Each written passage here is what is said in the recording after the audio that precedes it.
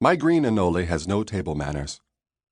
He munches crickets, like my best friend Calfani eats Pringles, mouth wide open, crunching them so hard and fast, they're gone in no time flat. With Cal, it's gross. But with my lizard Einstein, it's amazing. In fact, it may be the coolest thing I've ever seen. I'd watched Einstein chase and devour his food 6 times since I'd gotten him a couple of weeks before, a gift from my parents for my 11th birthday. And it had been exciting every time. I'd recorded every single cricket he'd eaten in my brand new green spiral notebook. Across the cover of the notebook, I'd written my anole's name, Einstein, and on the title page, The Life and Times of a Green Anole, by Brendan S. Buckley. I planned to record everything about keeping my new pet. I'd made sections for 6 categories and marked them with little sticky tabs I'd found in Mom's desk. Feeding, tank temps, which I would be checking every day until I was sure I wasn't accidentally going to roast or freeze him to death. Behavior, other observations, research, and the most important one of all, questions. Some people never ask questions.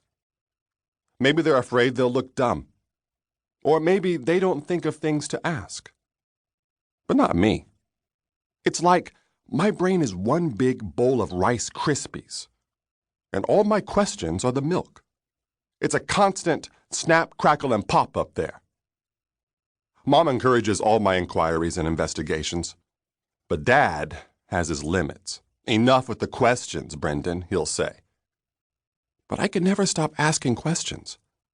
It's just what scientists do. I sat on my bed and opened my notebook to the section titled Research. Here's what I'd written down so far. Anoles eat grubs, crickets, cockroaches, spiders, moths, any arthropod that will fit in their mouths.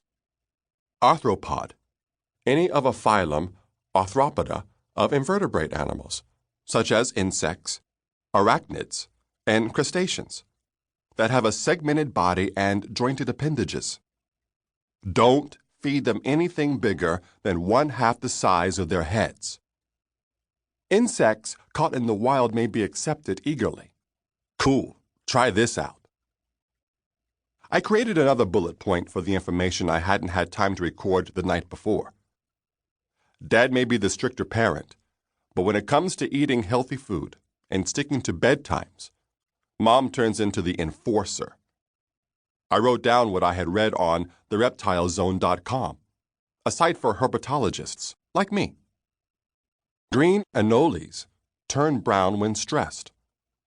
Causes of stress: temperature in tank too hot or cold, too much handling.